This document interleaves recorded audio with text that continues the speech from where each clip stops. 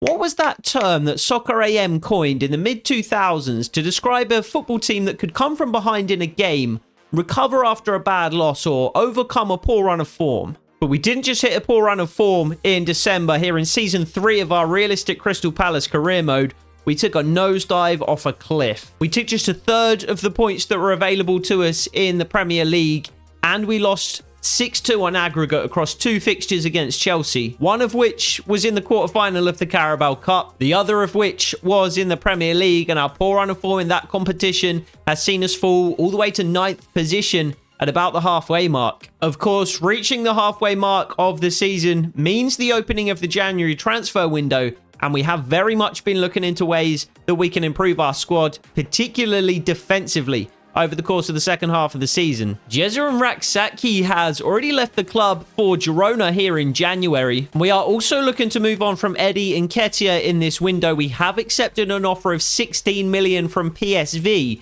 so we'll have to see if that goes through before we can determine how much of a budget we have to bring in a defensive midfielder. In the meantime, we have 6 games to get to in today's episode. I'll show you highlights of our first 2, a trip to the Amex to take on Brighton, and a trip to, I believe it's still the KC Stadium, to take on Hull in the FA Cup. We will then be hosting Manchester City at Selhurst Park in our featured game of today's episode, and we'll be quick simming our 3 remaining fixtures in the Premier League against Wolves, against Bournemouth, and against Brentford. And maybe I'm wrong, but I thought we controlled this game in the first half. We have no highlights to show for it, though. Brighton have just the one. A shot that Jean-Philippe Mateta just put wide. And I guess we did control the game in terms of possession, but we just had few clear-cut opportunities to show for it, and it was Brighton that opened the scoring. And defensive mistakes for us this season haven't just been coming in isolation. A second one allowed Brighton to double their lead about 70 minutes into the game before Trevor Chalobah was forced to try and make a goal-saving challenge to prevent them from going 3-0 up. He saw red for this. And after almost scoring in the first period, Jean-Philippe Mateta did eventually get his goal against his former club, just about putting it past Dean Henderson. So once again, we come away feeling disappointed from a game that we were more than competitive in. It's become something of a theme in recent episodes, and I'd like to say something that we need to nip in the bud now, but I think it's even gone beyond that stage at this point. We really need to get a defensive midfielder through the door sooner rather than later, because we cannot keep shipping goals to teams and expecting to come away with results. And to add injury to insult, not only will Trevor Chalobah be suspended for the next game, but we've also lost arguably our best player of the series so far, Daichi Kamada, for the next 3 months. Today's video is sponsored by Enigma Football, the UK's leading supplier of football shirt mystery boxes just like this one. Enigma stock a wide range of football shirts from clubs from the Big 5 European leagues, from lesser known teams around the world, and even from national teams as well. And you can be 100% certain that their shirts are authentic because they get them straight from the clubs and the manufacturers directly. Their mystery boxes start at just $34.99, and they can be as random or as customized as you like. Of course, you need to specify your shirt size, but you can also let Enigma know if there are any teams or leagues you would like to avoid, if there are any colors or designs that you would prefer, or you can just leave it entirely up to Enigma to choose for you. Enigma had a very good idea of what team I would like to receive, so they sent me this season's Crystal Palace shirt. This exact shirt on the Crystal Palace website would have cost me £60, but if you receive it in a mystery box, you get it almost half that price. And you can knock that price down even further by using code LAMSY at the checkout for a 10% discount on all first orders, including the first month of a mystery box subscription package. So if you're on the lookout for a Christmas gift for the diehard football fan in your life, or if you just want a fun and affordable way to expand your own shirt collection, check out Enigma Football. The link is in the description, and be sure to use code LAMSY at the checkout for 10% off your first order. Shout out to Enigma Football for sponsoring. Now let's get back to the video. Maybe a brief reprieve from Premier League action and a bit of a rest for some of our starting 11 will do wonders for the team. So it's heavily rotated as we travel to the MKM Stadium to take on Hull in the FA Cup. So Van Eyck, Koulibaly, Roscoe Torres, William Davidson, Malcolm Ebiowei, Zaha Stassin all come into the side. And we've got the likes of Adeyemi Akpen and the centre midfielder Kofler on the bench. And once again, we dominated the game from the off, but finally on this occasion, we were able to make the pressure tell. Lucas Stassin grabbed a goal within 15 minutes, and from there, we were piling on the pressure. And just before halftime, Joe Bellingham threw his hat in the ring a second time for goal of the season. Hull would wake up a little bit in the second half, but we did well to hang on to our lead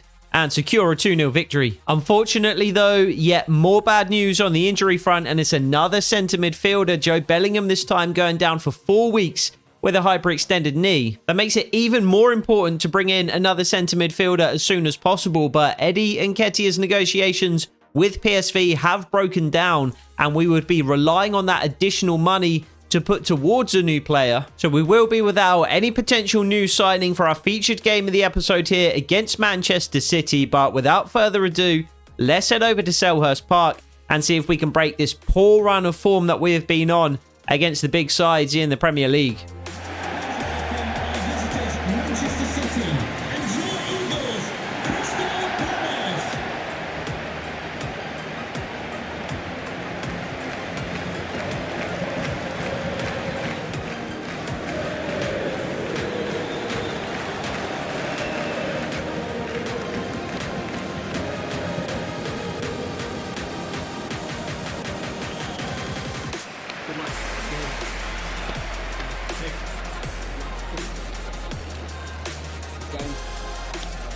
Great game.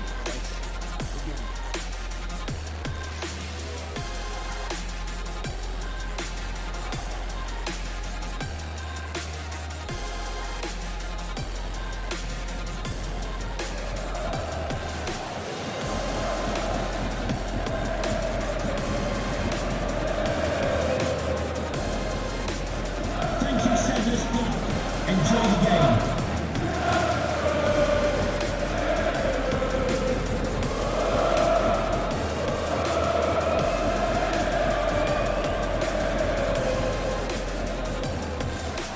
So we are pretty much in free fall here in the Premier League at the moment.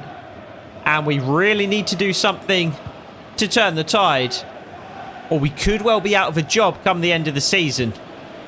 We did set ourselves that objective at the beginning of Season 3 here. We need to qualify for Europe by any means necessary.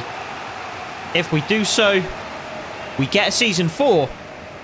If we don't do so, we lose our job and the series ends here. I fancy a Season 4. I would like to qualify for Europe and have a crack at the Europa League at the very least. On at least one occasion here with Crystal Palace. And it looked as though we would have that opportunity early in the season. Had an incredible start to the campaign. But the month of December was a disaster. And the month of January has started out incredibly poorly as well. Comfortable enough victory over Hull City, but we lose to our rivals Brighton. And I can't imagine we're going to have too much success here today against Man City. We have come out in the 5-2-3. We've been trying the 4-3-3 again in today's episode so far. And it has granted us a good deal of possession. However, as we saw against Brighton, that possession meant absolutely nothing. I think at half-time, the possession stat, I think we maybe had about 65% possession in the first period. Brighton had very few opportunities. We did absolutely nothing with the possession. And Brighton just turned things around in the second. Turned it on and scored 3 goals. Just waited for us to make defensive errors in the second half and took full advantage of them. And that seems to be the blueprint against us at the moment. Sit back and defend in the first period. Allow us to have possession. And then just wait for us to make mistakes. Because at some point it's going to happen. And it did almost happen there as Erling Haaland gets the shot away. Dean Henderson called upon early in this one. Lacroix with a better job on Haaland there. And again on the City attacking midfielder. That's such a poor pass from Constantelius. So we will be going a little bit more direct in today's game than we have been in recent games. Back to the old tactical approach of Season 2. Thought that was in for a minute. Looked like Dean Henderson had it covered, but I thought it was sneaking in at the far post. Could it have snuck in at the far post? Not so sure, but that's very close. That is very, very close. William Davidson played that CDM role in the last 2 games. Playing at CDM, but with the centre-half player role. So dropping between Chalobah and Lacroix in possession. And he played very well there. So we are very much looking to bring in a centre midfielder as Lacroix steps up. Loses out to Phil Foden. Chris Richards does well to cover. We are very much looking to bring in another centre midfielder in today's episode, but if we don't manage to do so, that's great football. It's just great football. If we don't manage to do so, William Davidson can fill that role. As Jack Grealish puts Man City ahead. Sprints all the way across the pitch to greet Pep. I hate that this is the most common celebration. You almost never see it in real life. You see it very occasionally. It's like the default go-to 7 times out of 10 celebration for the CPU. Especially when you're Man City for some reason. Maybe they just like to show Pep on the sideline. It's great football by Man City though. We're just picked apart. We're just absolutely picked apart.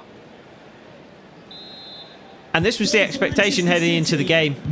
I thought we had to play this as the featured game. Or at least one of the games that we play in today's episode. Because we were going to lose in the quick sim. And we just had to try and do something. Constant Elias can't quite bring it down. Tammy Abraham just going for a walk. Nowhere close to where the ball was dropping, Tammy. Camavinga in midfield for City is a great addition. Lost a couple of important midfielders. I didn't quite see who was on the bench, and I'm not sure who's currently injured for Man City. But no De Bruyne, no Gundogan, no Rodri are notable absences from at least the starting 11 today. As I said, I didn't really see the bench. You get half a second to see the bench during the lineups, if that. And we just can't string 2 passes together. Feels very much like the Chelsea game from the previous episode. Just cannot string 2 passes together. Cannot get out of our own half.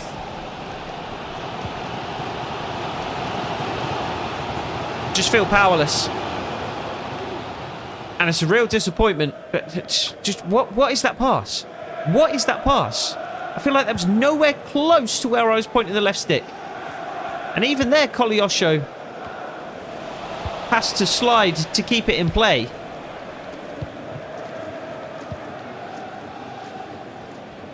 The defensive line looks a little better today, though, to be fair. One of the things against Chelsea was our defensive line was just dropping so deep. And I just could not explain why. And I just keep getting done like that over and over again. And I just never learn my lesson. The ball gets played into the feet of the striker. I will be in control of a centre-back. And I'll step up to make the challenge and they'll just roll around me. And I fall for it every single time. Koleosho. Abraham in the box. Little too much on it, but we do get a corner out of it. We'll take it. It's really more than we...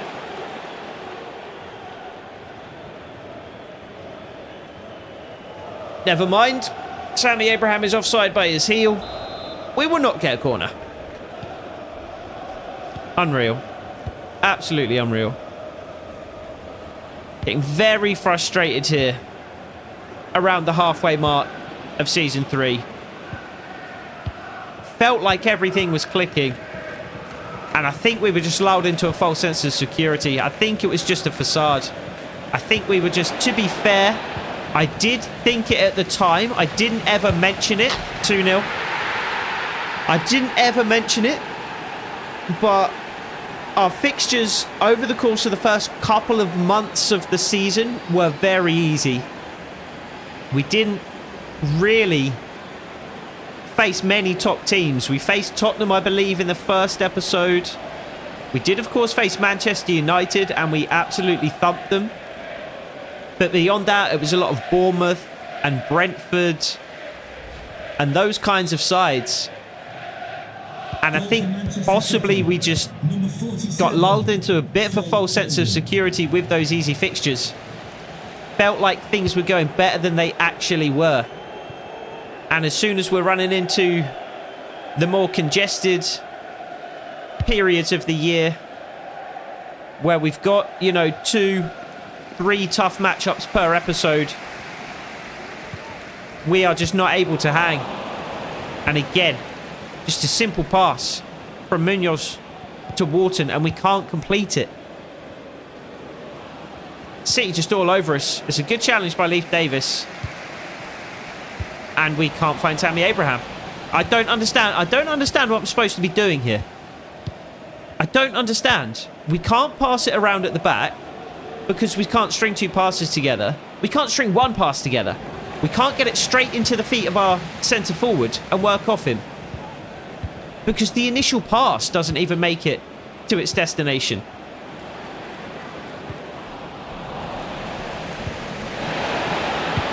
(3-0). Unreal. Just absolutely unreal. Absolutely unreal. I've got no idea what I'm supposed to be doing. I barely had the ball long enough to react before Haaland took it back. And Grealish just walks through. Unreal. Manchester City, number 10.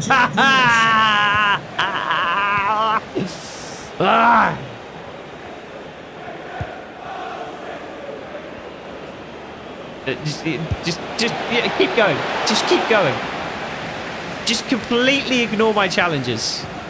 Just like I don't have a player on your toes, and like I'm just absolutely not spamming the tackle button. Just ignore. But literally, what is happening? We can't make a 5-yard pass.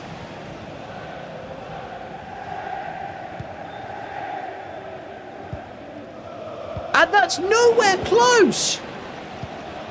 That's nowhere close to where that pass was supposed to go. That was a good 5-6 yards from the destination that it was supposed to arrive at.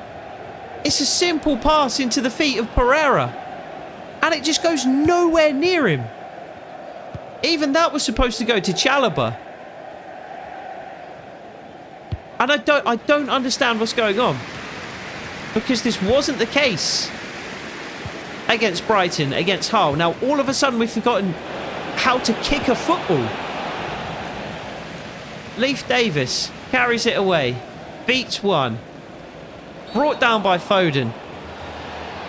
It's going to be a free kick, and it better not be another injury. I don't think it will be. And it is just a yellow for Foden. Would have been nice to see him sent off there. Could have potentially given us a way back into the game. Chances of leveraging that into anything at all would have been remote, but would have been obviously slightly easier to play against 10 than it is 11. Horrible cross from Koleosho. Looking for Tammy Abraham, but gets nowhere close. And Leif Davis just chilling, just hanging out. Not even concerned with the fact that Phil Foden is 10 yards behind him. Just chilling. Just admiring the pass from Ederson. Foden puts it in. Maguire heads it clear. Munoz is going to get there first, but it somehow is going to be beaten to the ball. Physics bending intervention there from the City player. It was Camavinga. And he finds Phil Foden now. Grealish. Good save by Henderson. I guess we just... Has Constantelius touched the ball today? I'm not certain Constantelius has touched the ball. I'll be interested to see at half-time because the half-time whistle is about to go after another big save from Dean Henderson. I don't think Constantelius has touched the ball. I'm pretty sure we can see somewhere in the match stats that kind of statistic, player involvement of some sort. We'll check in on Constantelius because I think he's been on the field 45 minutes and hasn't touched the ball once. And that is true, not only of Constantelius, but of Tammy Abraham as well. Neither player has touched the ball a single time in the first period. Every other player has a heat map of some sort. Koleosho's is incredibly sparse, but at least he has one. Adam Wharton, Pereira, Davis, Lacroix, everybody has a heat map but Tammy Abraham and Constantelius. Unreal. I thought about changing things at half-time, but really, what is the point? We could try a change of formation. We could try a change of tactics. Really, what are you supposed to do, though, when you literally cannot complete 5-yard passes? It doesn't matter what your tactics are. You're not going to come away with anything close to a result. Wharton finds Abraham. First touch of the game. Gets a shot away as well. Tammy Abraham's woken up. Might as well have spent the first half on the bench. We played the first half with 9 men. Think of it that way. Neither Constantelius nor Abraham touched the ball. They might as well not have been on the pitch. Ball day for City. Koleosho almost steals in to poke that ball free. We'll give things a go in the second half. There's no point giving up completely as Phil Foden is offside. Obviously, the chance of getting anything from the game is almost non-existent. But while it's almost non-existent, we may as well try. Pereira. Finds Leaf Davis. Tammy Abraham, get in the box. Why are you just standing on the edge of the box? 6'5", 92 jumping, standing on the edge of the box. Set to target forward. Standing 20 yards out. Makes no sense. There's Tammy Abraham. Constantelius still hasn't touched the ball. Tried to find him there with a little knockdown. Couldn't quite. Pereira finds Wharton. Into the feet of Constantelius, who touches the ball for the first time. And Luke Davis is offside.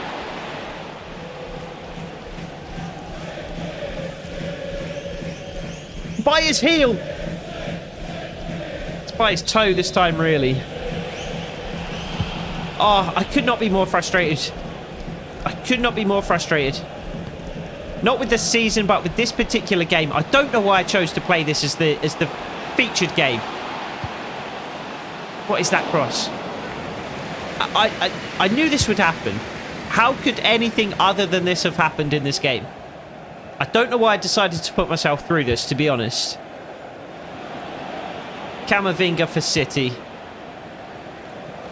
Whoever that is in centre midfield looks weird. I think surely it must be a youth prospect. The little number 16. This guy pressing Pereira in addition to Haaland. He's got short socks. He's got short sleeves. And his shirt tucked in. And he looks about... He doesn't look that small, to be fair. No, he does. He looks about 4'6". It looks a bit like Kovacic. But I don't think it is Kovacic. I think it must be a Youth Academy product. He just looks weird to me. Constantelius has a somewhat positive impact on the game. Passes the ball forwards. Completes the pass. Phil Foden's off. Phil Foden is off. We said it'd be nice for him to see red in the first half. He didn't. He saw yellow, but he's going to see yellow for a second time here. And City do go down to 10 men. I mean, it makes absolutely no difference to the outcome of the game. And if anything, they might be more likely now to score a fourth. Because we all know what it's like playing against 10 men in this game. Any long-time watchers of the series will definitely know what it's like when we play against 10 men. The free kick from Leif Davis a little deeper than I would have liked. Got a little too much on that. We will find Leif Davis once more, though. We won't find Tammy Abraham. Still very much on single-digit touches for the game. As Kabore comes away with it for City. Finds Haaland. It is Kovacic. It is Kovacic, so not a youth academy product. But he looks far smaller than I feel like he should. And he just looks strange with the shirt tucked in and the short socks. Daniel Munoz trying to do it all himself. Instead finds Koleosho. And Andreas Pereira. And Adam Wharton will shoot from range. It's a decent effort. First shot on target of the game, I want to say. An hour in. Just had to get his head over the ball, put his foot through it, try and get it on target, and hope for the best. And it's exactly what he did. Unfortunately, straight at Edison, though. City will make another change. It's going to be Baroni off for Valverde. We will stick with the 11 that are out on the field for now. Tammy Abraham. Going to try and curl one from range. It was an awful decision. Because even if the City defender wasn't there to block it, I don't really fancy Tammy Abraham's chances of scoring from there. I'm not really sure why I decided that that would be the best form of attack in that particular situation. And we do well there to force Haaland wide. And Leif Davis can't quite keep it on. And I think maybe 70 minutes into the game we will make a change or two here. So a couple changes as Constantelius and Adam Wharton leave the field. It's going to be Matheus Francois and William Davidson to come on. As Manchester City prepared to take the corner, they do go short to Kovacic. Savinho. Schlotterbeck lays it off. Haaland does the same. Several defenders lined up trying to get a block in. Do have to rely on Dean Henderson eventually to make the save, though. Lacroix finds Munoz on the far side. You can't quite find Andreas Pereira. He wasn't positioning himself particularly usefully, to be fair to Munoz. Pereira, as our AI teammates seem so often to do, kind of trying his best to stay behind the Manchester City player, trying his best to keep the City player between the ball and himself, trying, it seems, to make it as difficult as possible for us to pass the ball to him, rather than as easy as possible simply by standing still and allowing the Man City player to move past him, or just by moving a little quicker than the Man City player to get ahead of him. He does neither. He matches the pace of the City player to ensure that he stays between him and the ball. Davidson puts in a good challenge, but we lose it again almost immediately. It's been the story of the game. Pereira pressing. It's a nice ball in behind. Oh, and that would have been a beautiful goal. Savinho puts it wide, though. You just have to admire City's play at this point. Even with 10 men, they're absolutely picking us apart. And allowing absolutely nothing at all going back the other way. Savinho once more. Haaland. Held up by Chalobah. Valverde, the substitute, finds Bolde. Straight at Dean Henderson. Can we find Luca Koleosho? Yes, we can. And he'll bring it down and drive at Schlotterbeck. And try and lob it into the path of Tammy Abraham. It was a decent enough effort. And it's a poor mistake from Manchester City. They gift possession to Koleosho, who spots, I guess, Leif Davis all the way at the back post. Davidson finds Pereira. He gets the shot away and it's blocked. And Ederson will somehow keep it in. Have we had a corner? I don't believe we've had a corner. It's looked on a couple of occasions as if we might get one. Tammy Abraham was offside in the first half. Ederson somehow keeps it in here. And somehow we get the throw in instead. Not sure how Kovacic was the last player to touch the ball in that particular situation. Fransar finds Pereira. And the City midfielder gets a foot in when it looked almost certain that we would find Munoz. It's difficult to explain how poorly we're playing. It's difficult to explain. I feel like whenever we get into a featured game, it's like I've saved all of the mistakes of the episode for the featured game. It's like, I played fine against Brighton. We actually played very well against Brighton. Couple of defensive mistakes that Brighton capitalised on. But like I said earlier in the episode, we dominated the first half. Possession-wise, at the very least, it was comfortable and controlled. And against Hull City, it was routine. How is Camavinga going to be the one to get that? But it feels like we've saved all of our mistakes for this featured game. And it felt that way against Chelsea as well. Is it going to be 4? Big save from Dean Henderson. But not only that, but it feels like the players are so much worse in this game. It feels like they're failing to make passes that just... It's not my fault. They're simple routine passes. And the ball is just not going where I'm instructing it to go. And of course there is some error there in terms of the pass error slider, but that is way down at 5. And there is of course some error imparted by the ratings of the players as well, but it's not like we're playing with 60 overall players. These are players in the high 70s at the very least, if not the low 80s.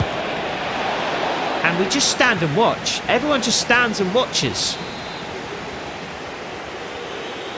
Unless you're making the interception or the tackle with the player that you're controlling, you've got absolutely no chance because all of the other players just stand and watch. Good run from William Davidson. I doubt he's going to get there because he's up against Tomori. And he doesn't get there. He does win the ball from Tomori though.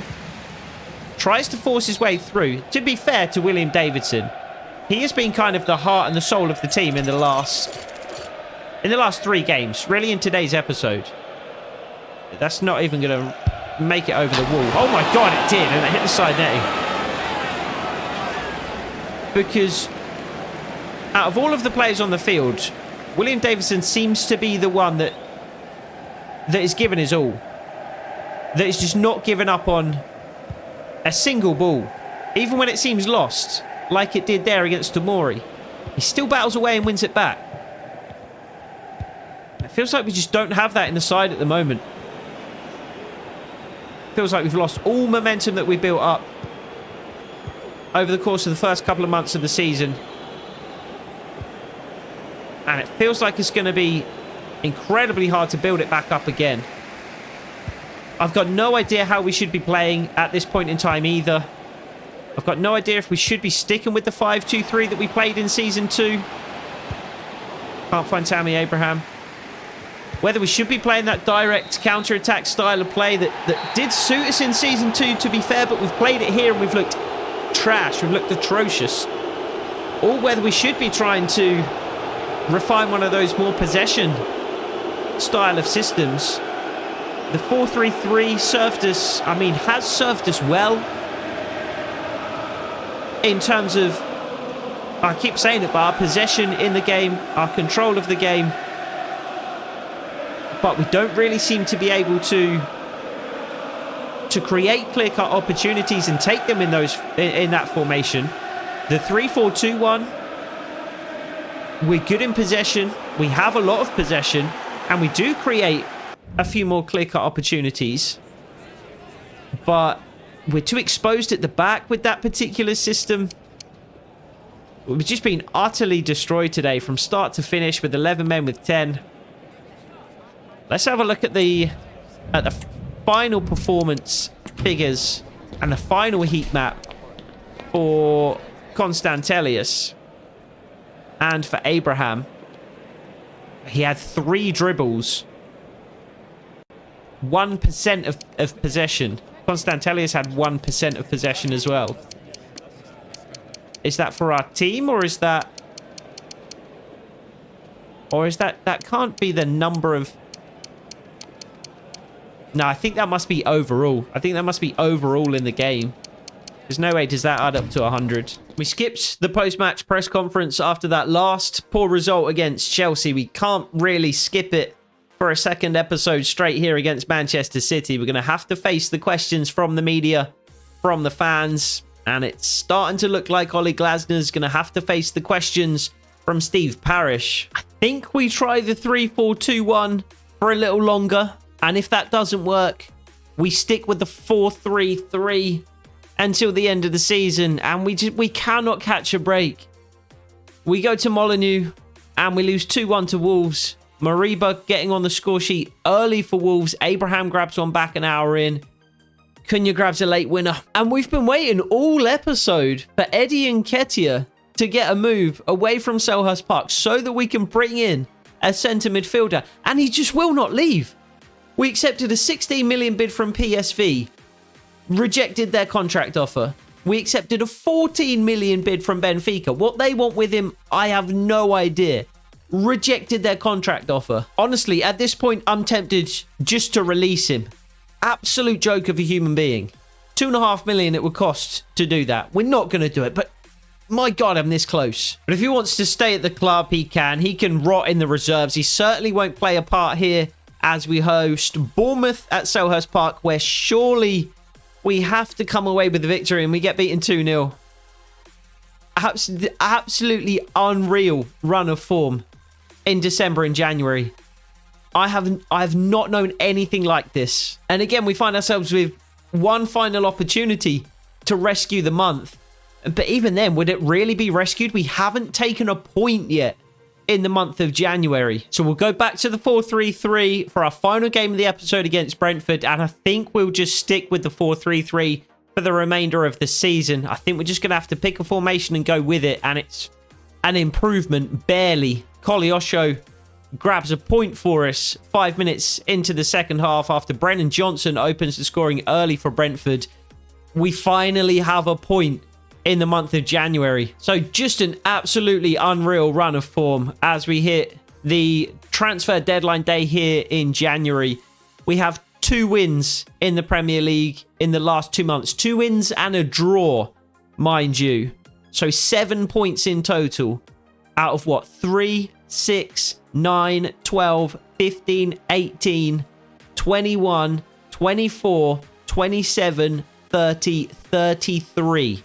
We have 7 points out of a possible 33 in December and January. And if we look back earlier in the season, this is exactly what I was saying. Leicester and Sheffield United in the month of August. Yes, Tottenham was a bit of a tough matchup, but smash Leicester 5-1. Sheffield United is a comfortable game. Brentford, Aston Villa, Manchester United, couple of tough fixtures in there, but Brentford is the other. Ipswich, Fulham, Leeds, West Ham. We had like one tough fixture per month in the first 3 months of the season. It's just lulled us into a false sense of security. Bournemouth, Wolves, Man City, even into November, we had an easy schedule.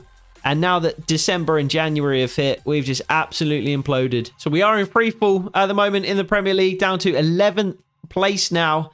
And it's not like we are in touching distance of a European place anymore. Arsenal are now in 6th, and we are a massive 13 points behind them with 14 games left to play. We're even 8 points adrift of Brighton, who are 1 place ahead of us in the table. We're 8 points away even from a top half finish at this stage. It's really not looking good for Europe next season. It's really not looking good for Oli Glasner's job security either. And Eddie Nketiah somehow is still at the club here on transfer deadline day, so we will have to just stick with the budget that Steve Parish had given us. We do have that 6 million from Raksaki to add, so we've got about 25 million to spend on a central midfielder, and we'll get to that at the start of the next episode. So we'll check in with Dougie Friedman at the start of the next episode and see who he wants to bring in. Whoever it is, we better hope they can give the team a boost, because we are adrift here in Season 3, and the entire series probably hinges on how we do in the next episode. So I hope to see you there. Take it easy.